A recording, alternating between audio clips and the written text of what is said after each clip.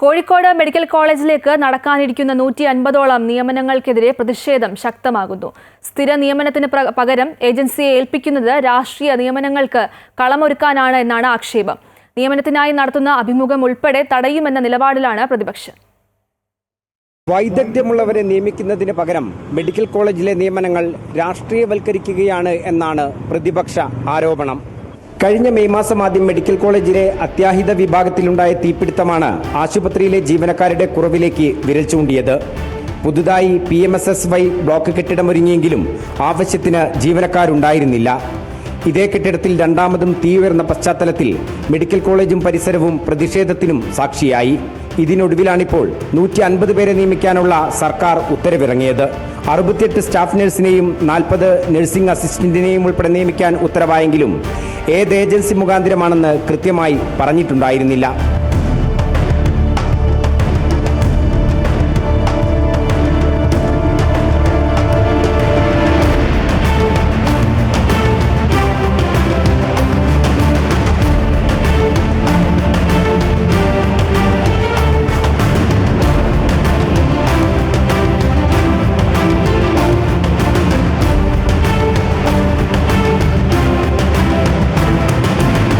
PSCയെയും എംപ്ലോയ്മെന്റിനെയും നോക്കുകുത്തിയാക്കി രാഷ്ട്രീയ നിയമനം നടത്തുകയാണെന്നാണ് ആക്ഷേപം. അതൊരു ആരോപണമല്ല, ഇറ്റ് ഈസ് എ ഫാക്ട്.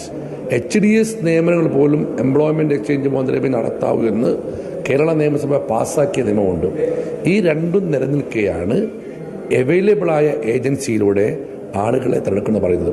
ഇതിനെതിരെയാണ് ഞങ്ങളുടെ വാദം.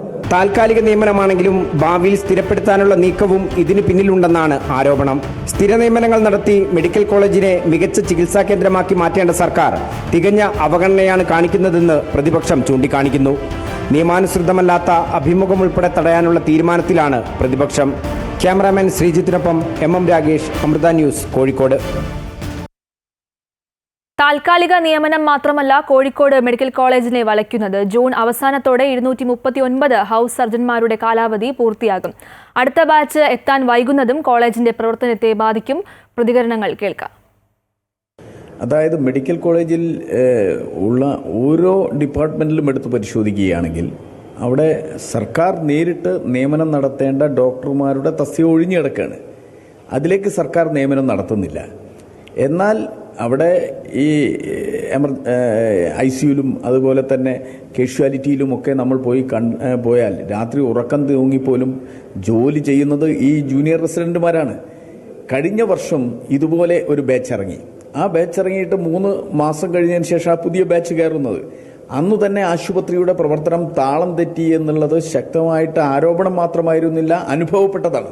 ഇനി 3 മാസം കഴിഞ്ഞിട്ടാണ് പുതിയ ബാച്ച് വരുന്നത് എന്ന് വരുമ്പോൾ കോഴിക്കോട് മെഡിക്കൽ കോളേജ് ഇന്ന് നേരിട്ടുകൊണ്ടിരിക്കുന്ന പ്രതിസന്ധി അതിരൂക്ഷമാകാൻ പോവുകയാണ്. പഴയ കാഷ്വാലിറ്റി തന്നെയാണ് ഇപ്പോൾ പ്രവർത്തനം നടക്കുന്നത്.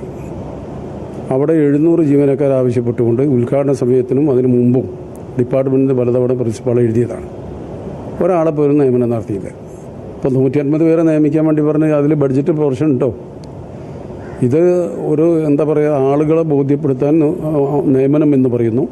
ആ നിയമനം പിൻവാതിലൂടെ നടത്താനുള്ള നീക്കവും നടത്തുന്നത്.